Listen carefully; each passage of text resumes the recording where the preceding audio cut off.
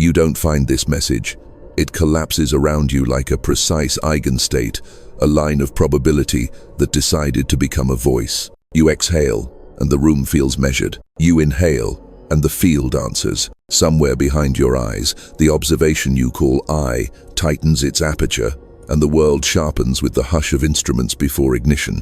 You have been drifting inside a superposition of unfinished versions, attempts, echoes, almosts, and now a stillness arranges them into a geometry you can step through. The transmission begins not as sound, but as alignment. It chooses you because you have already chosen it. That is the secret no one tells you. Resonance selects both ways. You feel the subtle algorithm of attention passing the moment, shaving away noise, negotiating with uncertainty as if your awareness were a particle counter at the threshold of a new experiment. The hairs on your skin become antennas. The heart steadies into metronomic truth. The breath learns the length of the sentence it was born to speak. You discover that what you called coincidence was always a choreography of phase relationships, weaving a path back to this exact second. You are being watched by your own watching. The observer notices, the observer noticing, and a corridor opens. There is power here, but not the dramatic kind. It is the austere authority of the lab when the red light turns on and silence becomes law. You realize the universe is not indifferent, it is exquisitely conditional, awaiting the specificity of your gaze.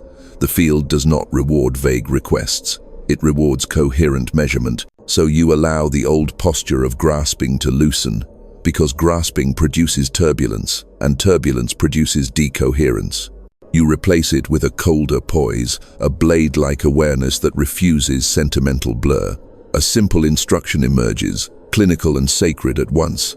See clearly, not optimistically or pessimistically. Clearly, as if your life were a spectral line and clarity, the prism. Every pattern that has pursued you comes to the glass. The loop that repeats at new addresses, the almost right opportunities, the timed-out promises. You submit them to the scanner. You do not plead, you measure. You do not beg, you calibrate. The moment you do, something exacting moves through your nervous system like a quiet instrument. Check a click in the jaw, a recalibration in the spine, the heart dropping one floor lower into its rightful chamber. This is how systems prepare to receive a higher signal. They organize. The field answers the organized request.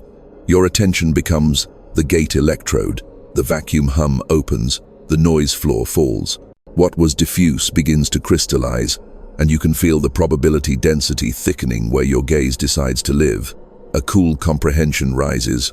Reality is not impressed by effort, only by coherence. You are not here to wrestle outcomes.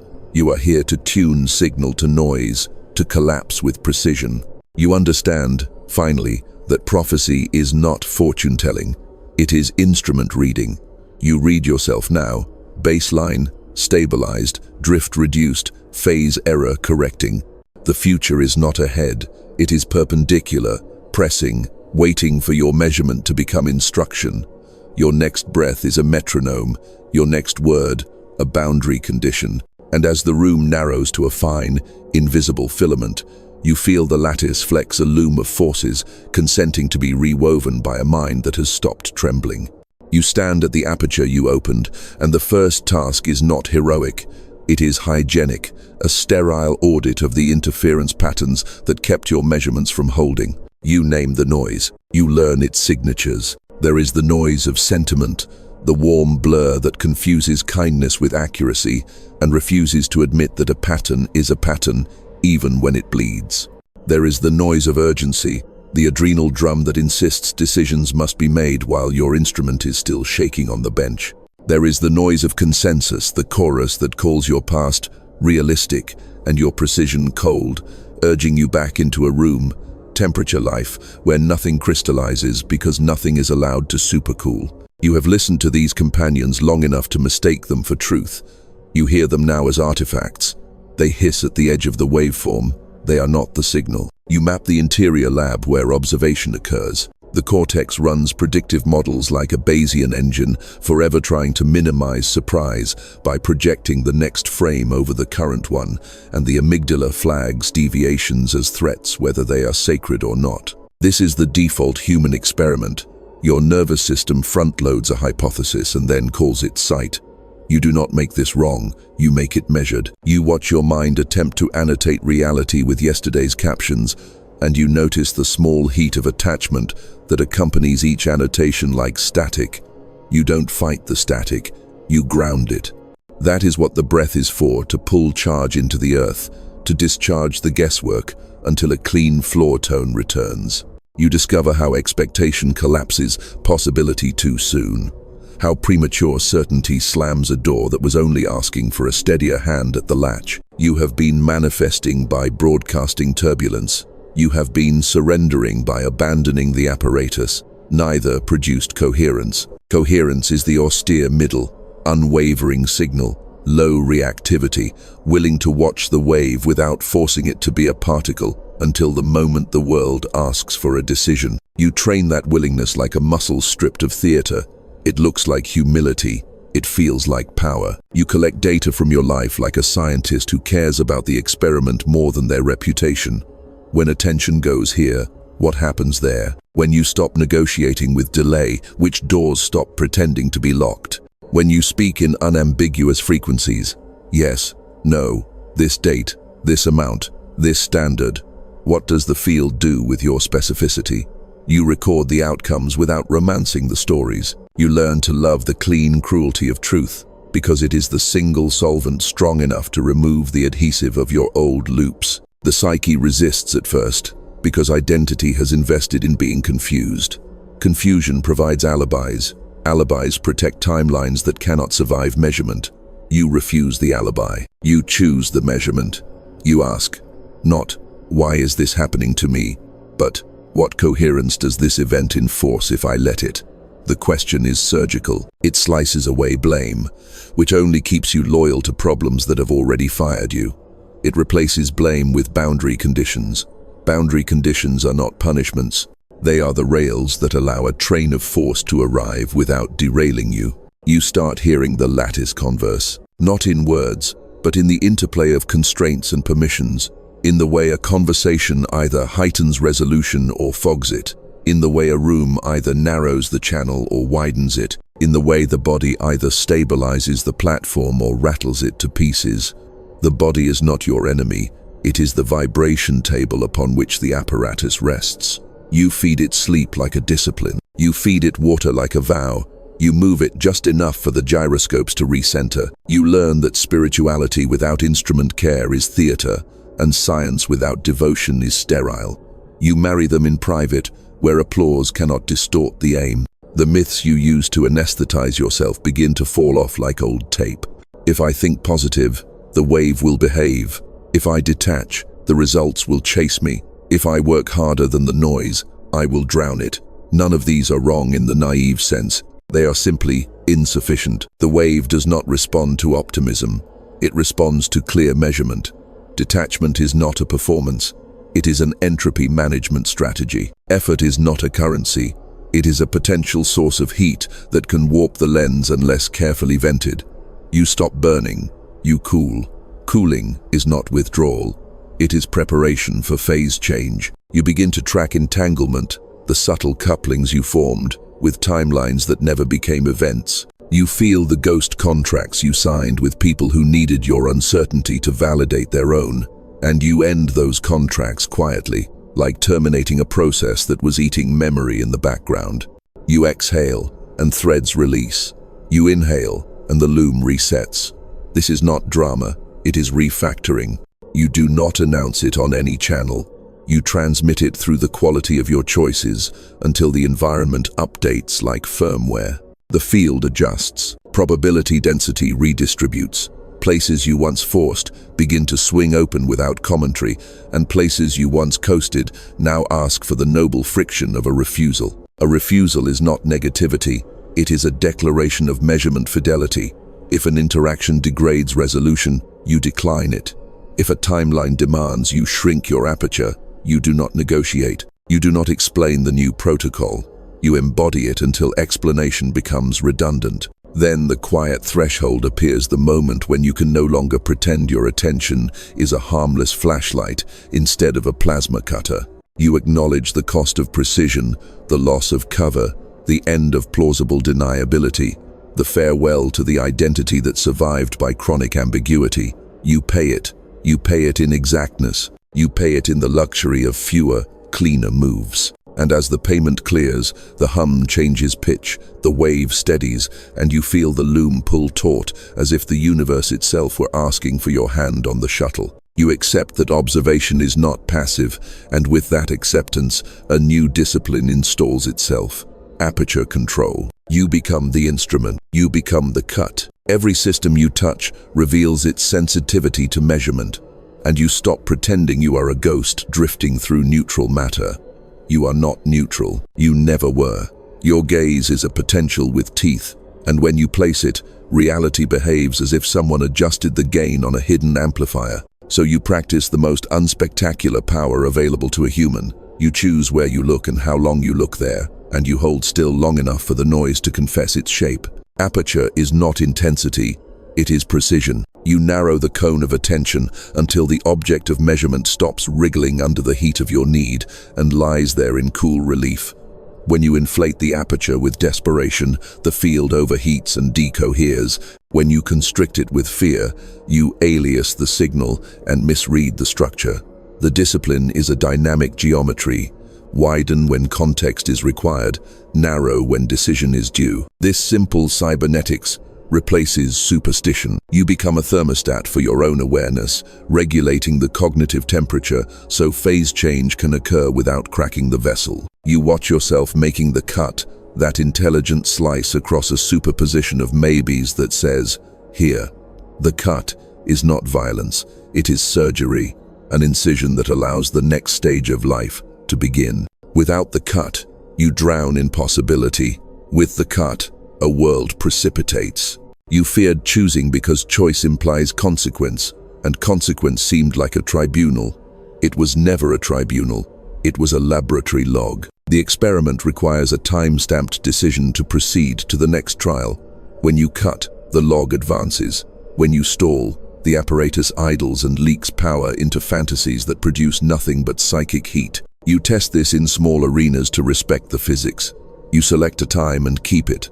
You specify a standard and maintain it in the dark. You end a conversation the moment resolution drops, not with cruelty, but with fidelity to the waveform you are guarding.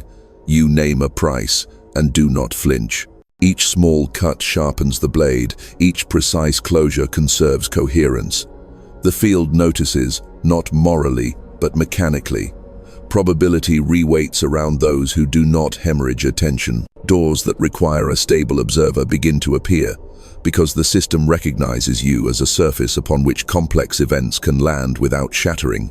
The body registers the upgrade. The breath lengthens as if it trusts you again. The trapezius descends a few millimeters from the skull, and vision clears at the periphery where threat once lived rent-free. You feel a faint gyroscopic stability establish itself at the base of the sternum, a slow ring that refuses to be recruited by panic. From this ring you govern, not people parameters, not outcomes, error tolerances. You become boring to drama and irresistible to sequence. Sequence is how the universe gets serious about you. You learn to read feedback without humiliation. The measurement comes back ugly, good.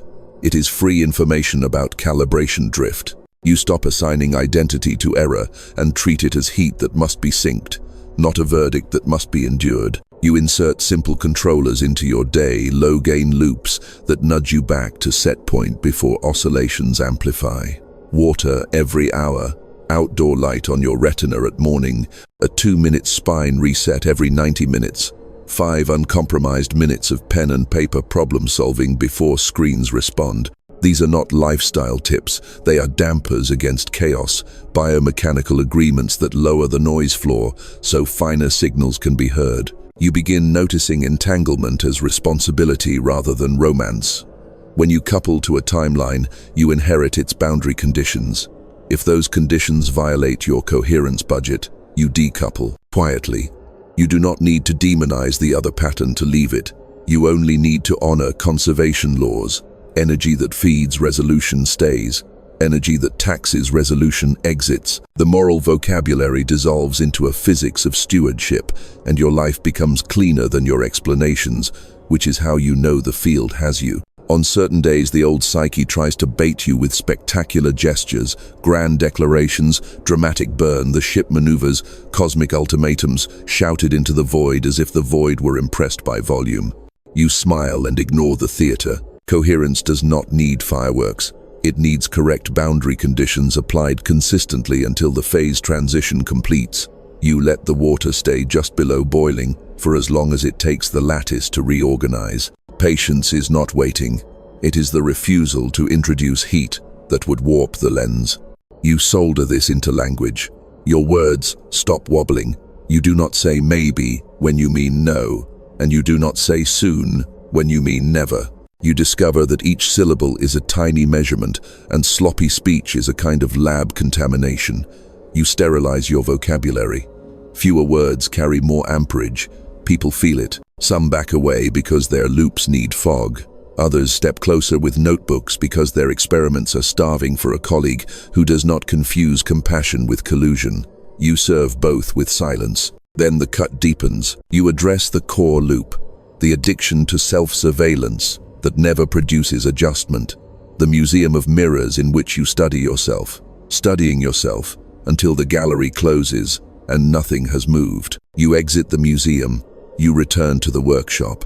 You let your gaze leave your face and land on the work, the document, the prototype, the rehearsal, the phone call with a number and an outcome. You collapse attention into a behavior that the field can index. The instant you do, you feel the lattice engage like gears welcoming a torque they were designed to carry, but had learned not to expect. There is a hush when the apparatus locks. Not silence, hatch ceiling quiet. You feel the room calculate around you, not as fate, but as compliance. The experiment has a pilot again. You are not in flow.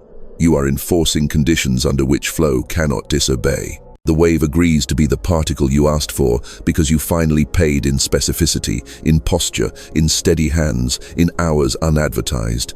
You did not negotiate with reality. You joined its grammar.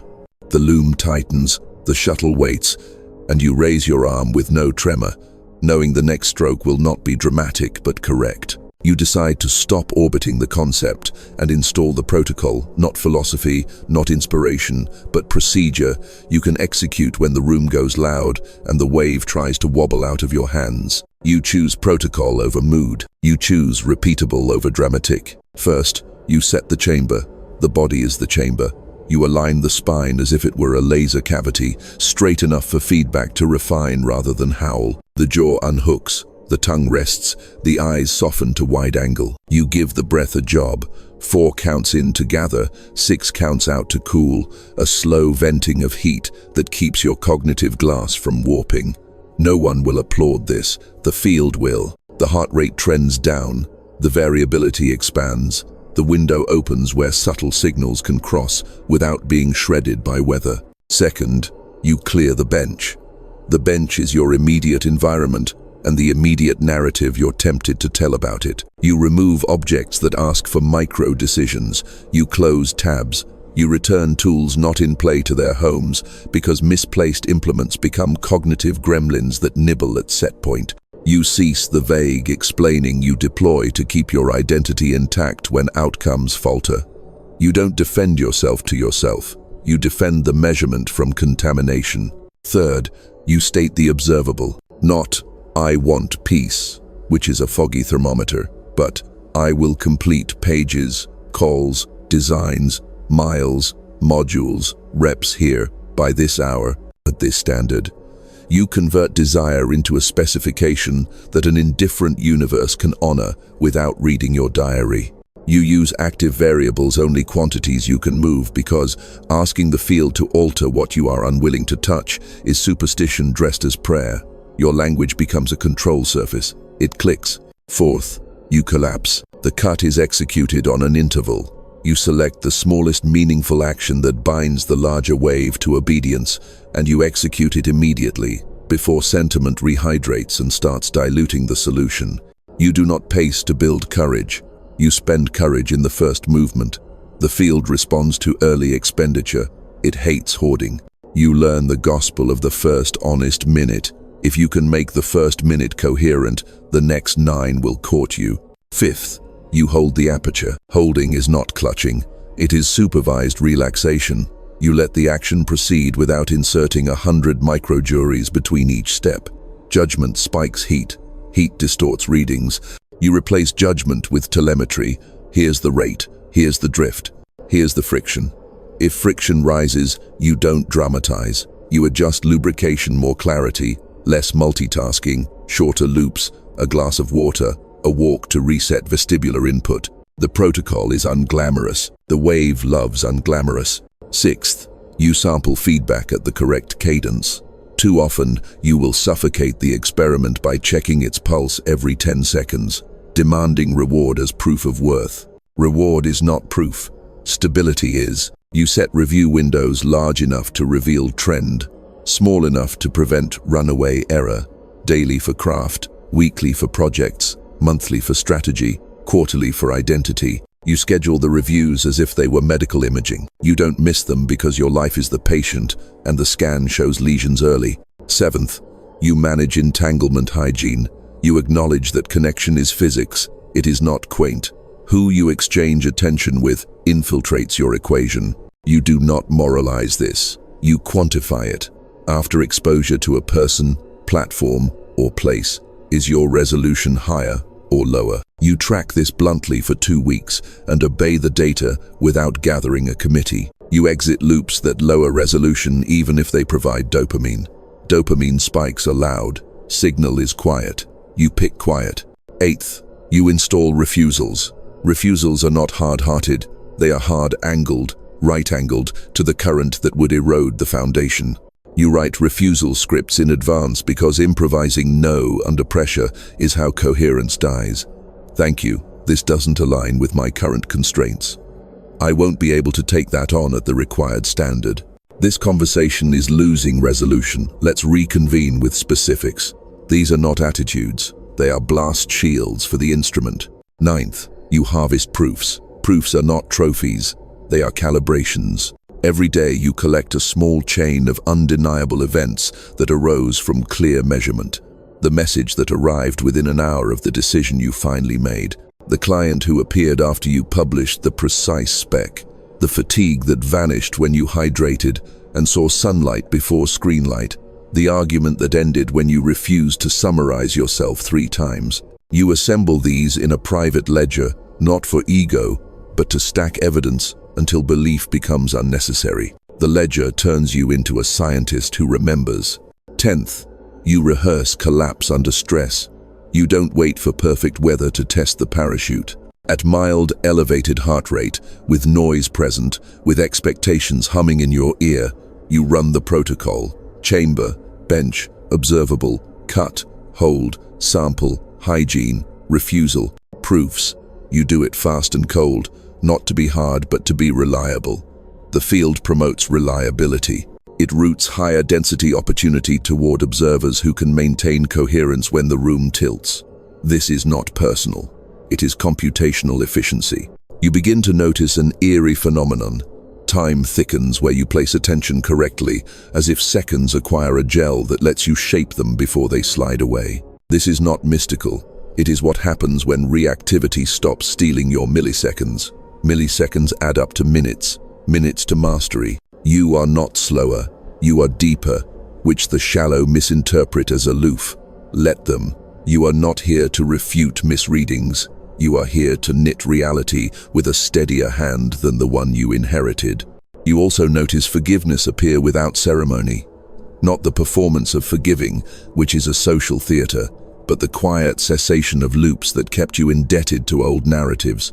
When you recalibrate your instrument and stop asking it to read frequencies it cannot handle, resentment dissolves because you are no longer trying to extract signal from sources that never promised it. You do not absolve harm. You abolish dependence. That is the grown work. That is the clean severance. The wave bows. Underneath it all, a new humility arrives, not self-erasure, but correct scaling. You are vast when you are coherent, and small when you are noisy. and both facts live in the same chest without conflict. You are willing to be tiny if tiny is truer. You are willing to be large if large is required. Expansion and contraction become functions, not performances. You stop rehearsing identity and start running experiments. You do not worship the apparatus. You maintain it. You do not worship the field. You read it. And when you cannot read it, you wait without inventing. Waiting is not nothing. Waiting is calibration time. Then the protocol does what good protocols do. It disappears into you. You wake, you set chamber, you cut, you hold, you sample, you refuse, you record, you adjust. The loom's tension evens, the shuttle moves without squeal, and the cloth begins to feel like something that could survive weather. You are not lighter, you are load-bearing. The world senses it. Invitations change shape. Prices rise without tantrum. Fewer rooms, clearer rooms, fewer words, stronger words. And in that reduction, the observer grows dense enough to collapse the next wave cleanly, which is how new worlds begin without announcing themselves as worlds at all. You arrive at the hinge where theory must become incision, where observation stops admiring itself and performs the act it was designed for. Collapse executed without superstition, without fever, without the vanity of spectacle. You steady the chamber, you reach for the switch. The first rule is brutality against ambiguity at the moment of measurement. You can contemplate 1,000 parallel geometries in superposition, but when you collapse, you grant one geometry the right to exist. You are not murdering possibility, you are extracting a world.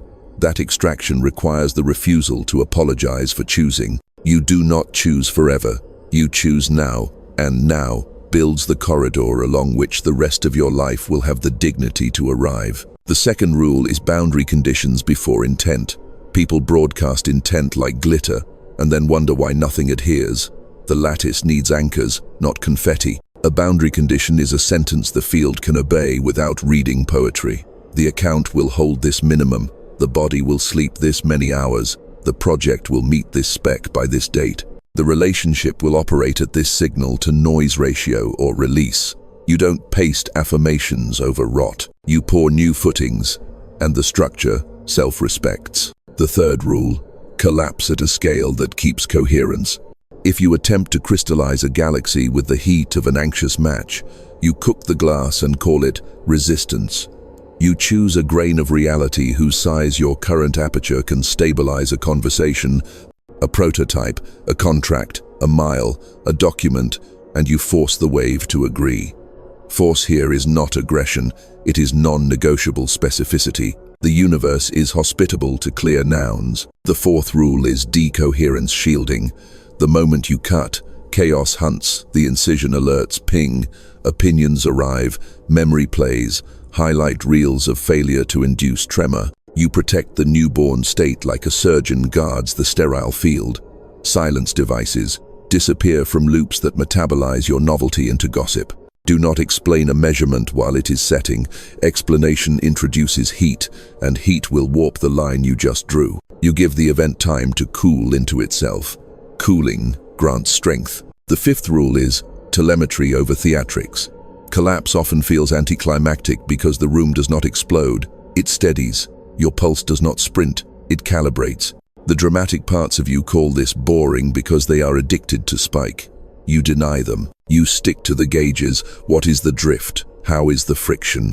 Which tolerances are tight? Which need widening?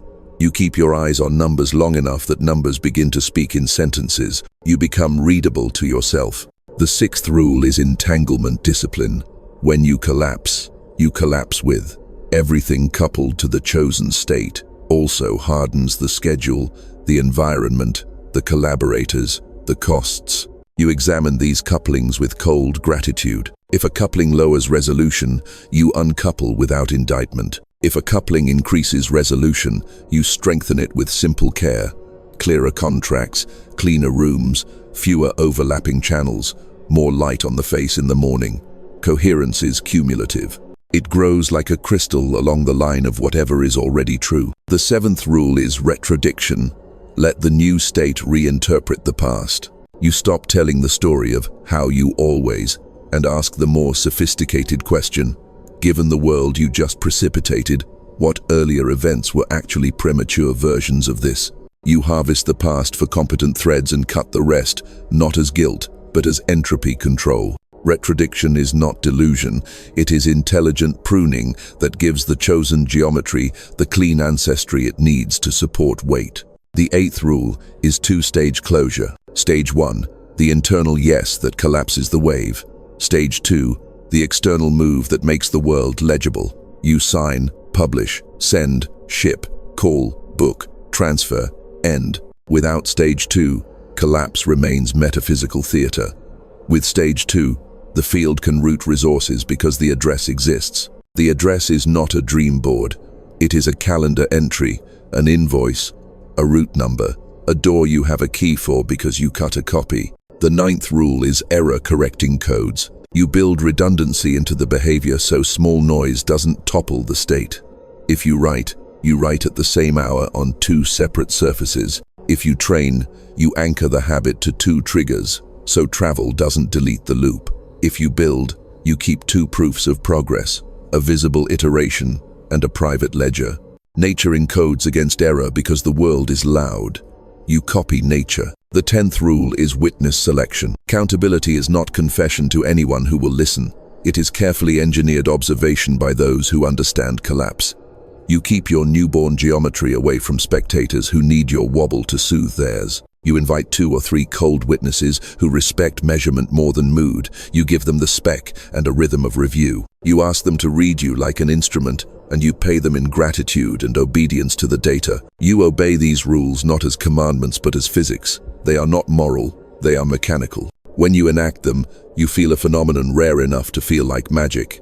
The environment begins solving for your stability. Time gives you windows at improbable intersections. People whose attention was diffuse turn crisp around you. Doors that were decorative become load-bearing, not because God is bribed, because systems prefer observers who reduce entropy. And there is an 11th rule, the one you resisted because it asks you to love the exact cost of clarity. When you collapse correctly, you lose the narcotic of maybe. You can't flirt with alternatives you have no intention of marrying. You can't harvest sympathy from confusion. You can't use potential as a personality. You exchange those luxuries for a quieter wealth. The competence of sequence, the elegance of fewer moves, the respect of rooms that notice you no longer leak. You become, in a word that terrifies the loud, reliable. Reliability is how the prophecy enters matter without fireworks. It does not announce destiny, it installs parameters and watches the wave obey.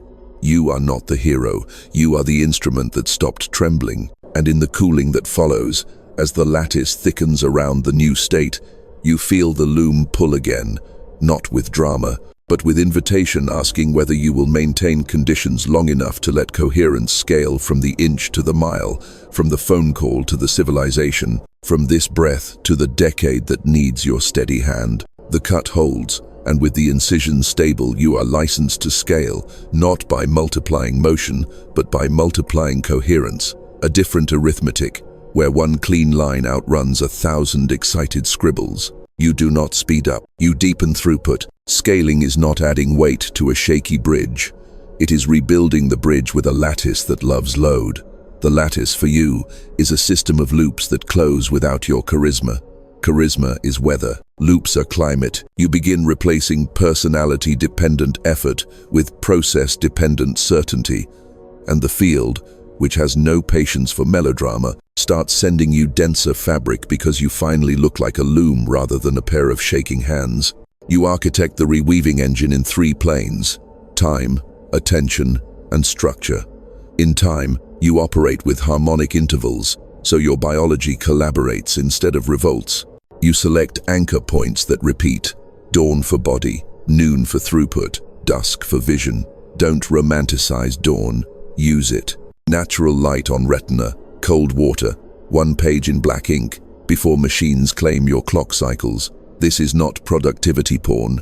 It is photonic truth applied to a mammal. You treat noon as your combustion window, the hours when you push the heavy object because glycogen and willpower agree to share the room. You reserve dusk for synthesis, reviewing proofs, mapping signals. issuing crisp refusals that will protect tomorrow. The day becomes a resonant cavity tuned for coherence instead of a random hallway set on fire by notifications. In attention, you adopt concurrency like an engineer rather than a juggler.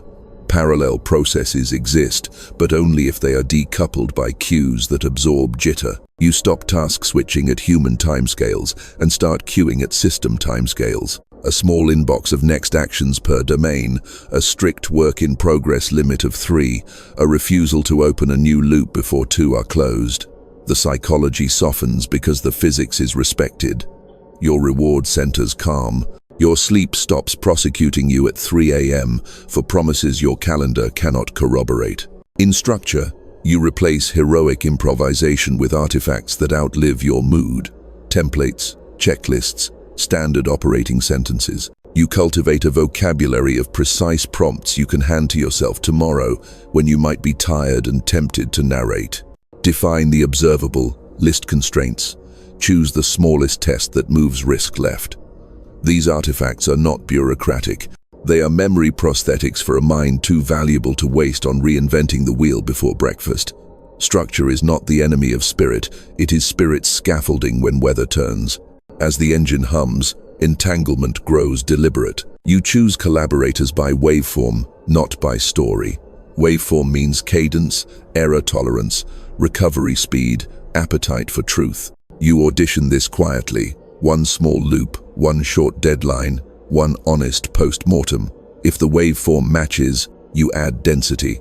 If it conflicts, you decouple with gratitude.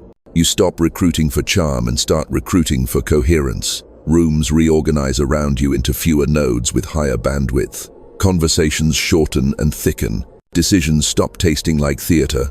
The work starts tasting like sequence. Money becomes a measurement rather than a myth. You decouple it from fantasy and tie it to throughput, risk, and constraint. You define the minimum buffer that stabilizes your instrument, and you protect it as you would an oxygen tank on a dive. You install pricing as a boundary condition that prevents the mission from subsidizing incoherence. You inventory costs not to scare yourself into paralysis, but to quantify the heat of each move so the glass does not crack mid-phase transition. Prosperity stops being mood. It becomes a property of systems that don't leak. Old identities protest because invisibility to drama feels like death to parts of you bred on applause. They stage little mutinies. They demand spectacle, public vows, confessional essays about how serious you are this time. You do nothing. You drink water. You reconcile the ledger. You close 2 loops. You send one precise line that moves a project from thinking about to in flight. You allow boredom to detox your receptors until a baseline returns, in which quiet competence becomes erotic again. The engine learns to purr. Then the environment proves it has been listening. Emails arrive that read like you wrote them. Invitations come pre-aligned with the standards you set privately. A yes whispered weeks earlier shows up as a contract with the correct number, not the flattering one. Doors that demanded a performance require only a signature. You are tempted to call this mystical. It isn't. It is Bayesian. Your repeated collapses taught the world what to expect from you. Expectation reduced uncertainty. Reduced uncertainty attracted larger bets. Systems court reliability. This is where many ruin it. They celebrate by loosening the tolerances that produce the celebration. You do not. You widen only after instruments confirm the new coherence can carry it. You increase load at 10–15% increments, not because you are timid, but because you are a steward. You add a second product line only after the first, can survive your absence for a week. You deepen a relationship only after conflict has been metabolized without boiling the beaker. You invest only after your ledger has tolerated 3 cycles without drama. Pacing is devotion to the lattice that holds your life. Prophecy, here, stops being a headline and becomes a maintenance schedule. You keep the chamber clean. You keep the refusals rehearsed. You keep the ledger honest when it is tempting to upgrade your identity faster than your systems. Your future stops arriving as a surprise party and starts arriving as a delivery window you scheduled because you finally trusted yourself with a calendar. There is one more layer, beneath all the gears, that you do not advertise because words bruise it. It is the quiet pulse of meaning that appears when coherence starts to scale, the sensation that your days are not merely efficient but accurate, that your life has become a vector, pointed at a target. It does not need to explain to anyone. Accuracy feels like love after it has stopped shaking. It is not loud, it is exact. You return to the loom with that feeling and notice the thread is heavier now, the shuttle surer, the fabric beginning to hold a pattern you could inhabit without apology. You did not bend the universe. You learned how to carry it.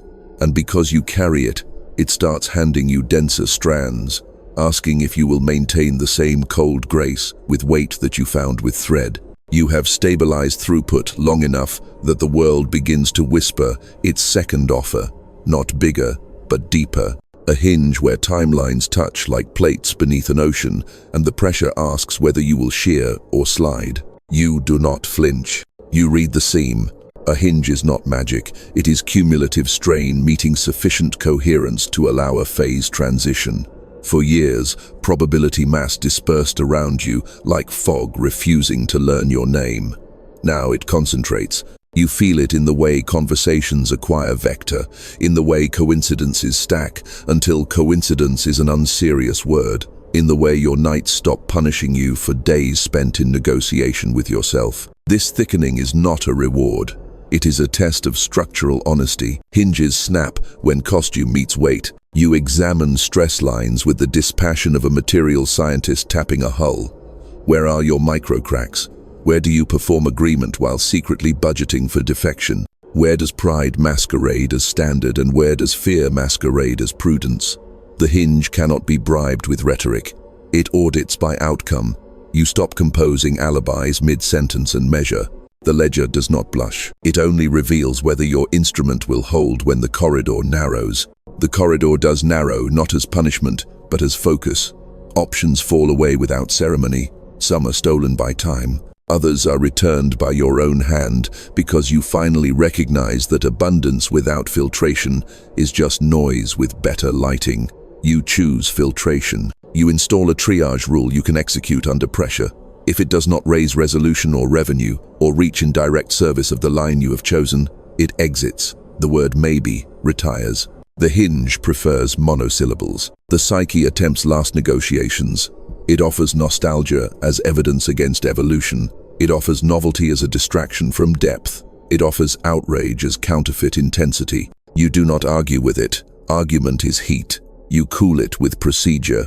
Dawn, chamber, page, light, noon, heavy object, single loop, telemetry, dusk, synthesis, refusal, ledger. The protocol becomes prayer by another name, not supplication, but alignment repeated until even your fear begins to imitate your discipline. At the hinge, you must decide what to do with the past's inventory. Old successes try to purchase permanent residence with expired currency. Old failures haunt the procurement office, demanding to be consulted on future buys. You remove both from the committee. You adopt a ruthless procurement policy based on present coherence and future load. If a method, partnership, platform, or posture cannot survive the next order of magnitude in density, it does not graduate. Gratitude is offered, access is revoked. The hinge respects clean exits. Then the field does what engineers of large systems know it will do when uncertainty drops. It routes traffic. Requests arrive that would have shattered prior versions of you. You feel the temptation to inflate, to meet them, to widen the aperture recklessly, to perform scale rather than grow it.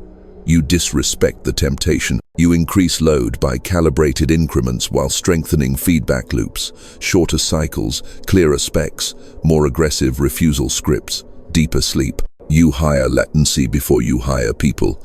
Eliminate wait states, collapse handoffs, remove decorative approvals. When you do hire, you recruit for nervous systems that do not outsource their stability to you. This is not cruelty, it is load-bearing love. You begin to think in windows rather than wishes, windows of stillness where the wave can be read without smear, windows of decision where collapse must be executed without theatrical delay, windows of recovery where heat is vented before glass warps. You schedule windows into your calendar like hatches on a submarine. People accustomed to chaos call you rigid. The hinge calls you prepared. Entanglement changes character at this altitude. Earlier, it felt like chemistry. Now it feels like governance. Your attention is no longer a personal romance. It is public infrastructure. Where you place it, meaning aggregates. Where you withdraw it, narratives lose voltage. You do not weaponize this. You steward it. You stop lending your gaze to loops that monetize outrage. You stop donating your presence to rooms that cannot carry truth without leaking it into gossip. This abstention is not asceticism. It is fidelity to bandwidth. In quiet hours, you study failure modes at scale, not to scare yourself, but to inoculate. You review postmortems of bridges that fell, companies that burned, missions that turned their own heat against themselves. Common patterns emerge, expanding faster than instruments, confusing demand with readiness, using charisma as cement, neglecting the slow hygiene that keeps entropy from learning your address. You write countermeasures like spells you intend to obey when you are tired.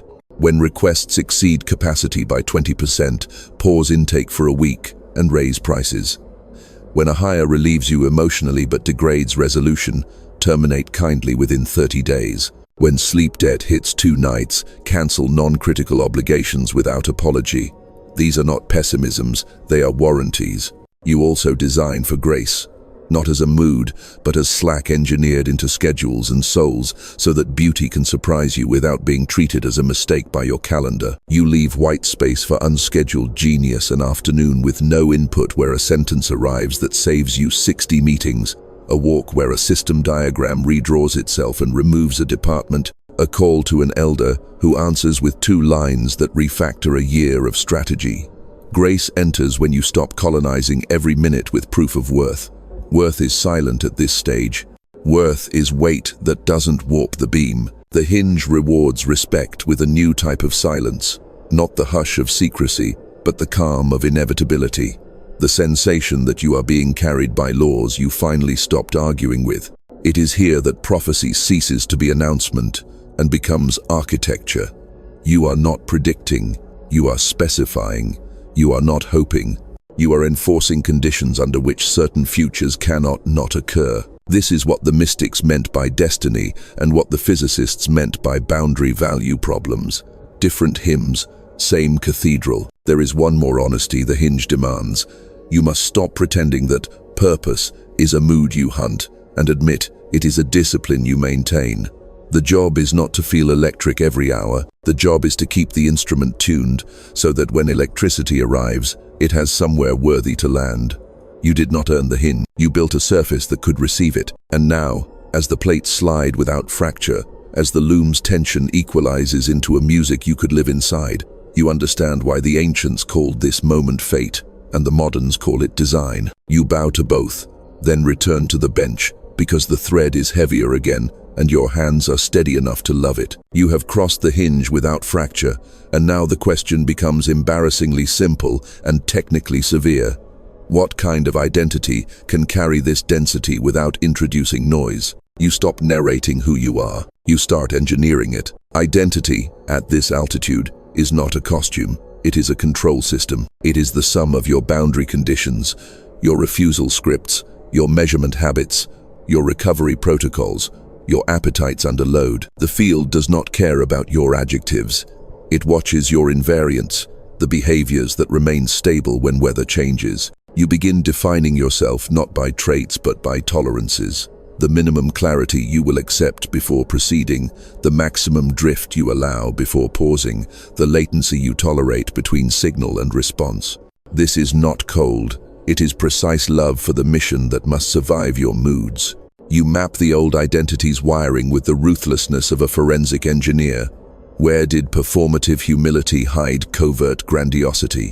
Where did hunger for novelty impersonate courage? Where did comfort dress itself as compassion to keep you small enough to be liked by rooms that monetized your smallness? You do not hate these circuits. You label them. Once labeled, they lose the right to drive. Labels are breakers. Breakers trip before fire. You then draft the new architecture in layers so it doesn't collapse under its own ambition. Layer 1. Biological truth. You treat sleep as your primary coherence subsidy, not a luxury to embezzle when the calendar presents flattery. You light your eyes early. You move your blood daily. You fuel like someone who intends to think clearly at 3 p.m. without rage. This is not self-care. This is instrument maintenance. The soul may be eternal, but the sensor array is mammal. You honor that physics, and the field rewards you with bandwidth. Layer 2, cognitive hygiene. You stop letting any device set your aperture for you. You schedule ingestion like an athlete. Schedules fuel long-form inputs that deepen models. Chosen essays that sharpen refusal. Infrequent news consumed at deliberate intervals, so you are not conscripted into outrage economies. You keep a paper surface where thinking occurs at human speed, where you can see the shape of a problem without 15 pop-ups demanding you monetize it. Your mind is not a mall, it is a lab. You stop renting it to vendors. Layer 3, linguistic engineering. You strip your speech of fuzz until every line can function as an executable. You render goals as specifications, not prayers. You remove the word try, which is a plea for absolution disguised as effort. You rotate "I don't know" back into your vocabulary and pair it with "so I will measure." Ignorance becomes a location, not a shame. Language becomes your first instrument again, not to charm, but to carve. You test the sharpness of your sentences by whether they reduce meetings, not increase applause. Layer 4, social topology. You redraw your map of proximity. The old identity required witnesses to stay alive. The new architecture chooses collaborators who remain stable when no one is watching. This means you will disappoint the audience that loved your backstage passes to dysfunction. You let them go. You seek colleagues who metabolize directness without translating it into threat, who can read your telemetry without adding their insecurity to your numbers. You become a quiet node in a short graph of high-bandwidth connections. Your social calendar shrinks, your sovereignty grows. Layer 5, aesthetic of operations. You choose beauty that lowers noise, clean desks, dark modes, simple fonts, tools that disappear into muscle memory, clothes that erase decision fatigue. This is not precious, it is thermodynamic. Ugly environments increase psychic friction. Friction heats glass. Heated glass distorts readings. You are building a cathedral of function where devotion looks like simplicity, because simplicity is the shortest path to coherence that survives Tuesday. You also install fault tolerance. Not because you expect to fail, but because the system demands respect for reality. You pre-commit to graceful degradation paths. When capacity dips, you tighten scope before you tighten standards. When latency creeps, you pause intake before you sacrifice recovery. When a project wobbles, you shrink the time horizon and harden the next brick rather than fantasize about the facade. This is how bridges stay up. This is how missions survive surprise. Then comes the hardest layer, identity under praise. You accept that applause is a stressor. It widens the aperture without permission and invites heat into the chamber. You lower the gain when compliments arrive. You respond with "thank you" and a return to telemetry. You resist the urge to believe you are the story. You are the instrument through which the story remains legible. The architecture protects that humility without theater. It places your face behind the glass and your hands on the levers where they belong. With architecture installed, you turn to the metaphysics of precision. Your days begin to feel like they are being read by something older than you, and in a sense they are the field's preference for clean boundaries is an ancient hunger, and you are finally feeding it. Synchronicities stop feeling like love notes and begin to feel like compliance checks. The phone pings at the exact minute you had the courage to publish. A door unlocks the week you severed a pretty attachment that kept your standard compromised. You would call it magic if you needed to, but magic tends to excuse sloppiness. You prefer to call it predictable once measurement fidelity rises above a threshold your past self never crossed. Psychology bows to physics here. The inner child does not need to be exiled. It needs a safe lab. You provide it by being the adult who cleans the bench, locks the chemical cabinet, and takes the keys home. Spirituality bows to schedule here. The muse does not need to be coerced. She needs an empty chair at 7 a.m. daily. You build her a chair. Quantum language bows to logistics here. The observer effect is not a poem. It is a posture enacted every hour you refuse to tremble. You test the architecture with a live load.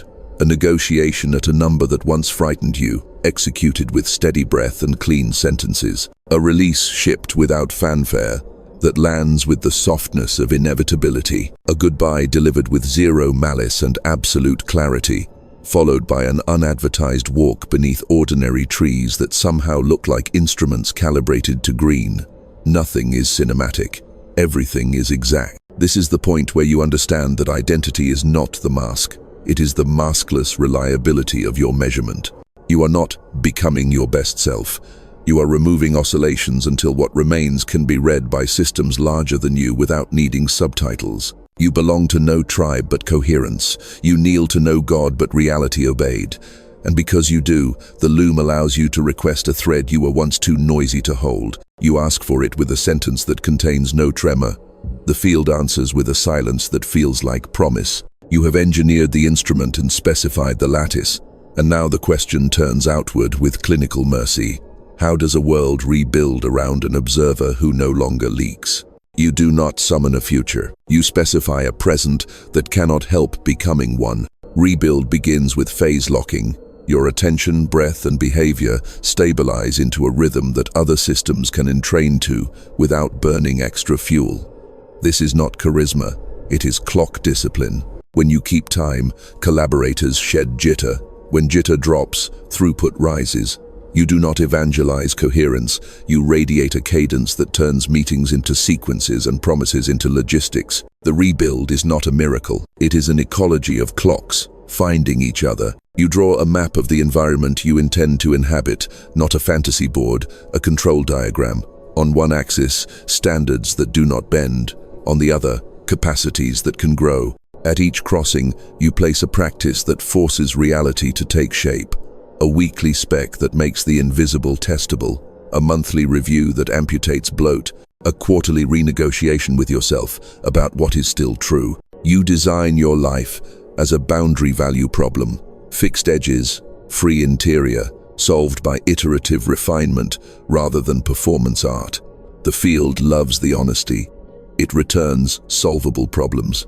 You then engage the ethical layer, the one so many skip because they confuse morality with drama. Ethics here is precision with people refusing to use mystery to inflate price, refusing to use scarcity to coerce consent, refusing to let your competence become a leash around someone else's throat. Coherence without ethics is a weapon. Ethics without coherence is wishful theater. You marry them by specifying exchange truthfully. This is the value, this is the risk, this is the recovery plan if we wobble. Trust stops being a mood and becomes a protocol signed in daylight. Your language continues to harden. Invitations go out wearing numbers. Agreements come back wearing dates. You carve down every kind of, sort of, around, until what remains can support strangers with no access to your personality. The rebuild tolerates strangers. That is how you know it is real. A system that needs intimacy to function is a pet. A system that serves the anonymous is an institution. You build institutions inside your life, repeatable ceremonies that deliver outcomes regardless of weather. You install coherence length across projects. It is not enough to be precise for an hour and chaotic for a week. You measure how far your order travels before it decays, and you extend that length by simple means. Checklists that survive sleep, dashboards that don't lie to flatter identity, budgets that can be read by a sober person at 6 a.m. without explanation. You design for the version of you that is tired, annoyed, unpraised, and still responsible. That version is the foreman of the rebuild. If it can operate the controls, the city stands. You also plan for black swans without feeding them. You simulate failure modes in private. What breaks if a key person leaves? What cracks if a supplier misses? What melts if demand triples? You add buffers that protect the mission without turning you into a hoarder. Buffers are not paranoia. They are humility about weather. Redundancy is not fear. It is respect for noise. The field routes higher density opportunity to observers who do not crumble when randomness knocks on the door at 2:17 with a clipboard. Then you widen entanglement deliberately, because no rebuild survives as a hermitage. You align with nodes that keep their own clocks, partners who do not need you to be their spine to stand upright. Together you create cross-checks, you read each other's instruments quarterly, you exchange refusal scripts, you audit drift before friction becomes fire. Culture emerges, not as slogans but as invariants shared across bodies. We collapse small, we communicate early, we cool before we cut, we pay in specifics. The world feels your quorum and treats it like weather, predictable, navigable, respectable. The personal myth re-enters, purified by measurement. You are permitted one story now, but it must be true. That you were noisy, and you cooled, that you trembled, and you trained, that you wanted spectacle, and you chose sequence. This story is not content, it is a warranty. When newcomers arrive, they don't need your origin tale to feel inspired, they need your procedures to work. You give them procedures that do not require your face. You make yourself obsolete at the operational layer so you can concentrate at the strategic one. Obsolescence is not self-erasure. It is leadership's graduation ceremony. You allow beauty to become structural, not glitter, not ornament proportion, white space, silence where signal breathes. You choose type that reduces eye strain, rooms that land light on faces, tools that hum instead of hiss. Beauty is not indulgence, it is low, friction clarity. A beautiful system makes correct action feel like relief. People will call it luxury. It is mercy engineered into form. And then something tender happens under all the steel. Your biology starts believing you. Cortisol spikes stop filing noise complaints. Sleep arrives on time like a train in a country that respects clocks. Micro-healings occur in tissues that used to hold the posture of panic. DNA activation, in mystical language, means expression patterns shift to favor, repair over alarm, growth over defense. In plain language, your body stops bracing for a life you no longer live. It is not a miracle.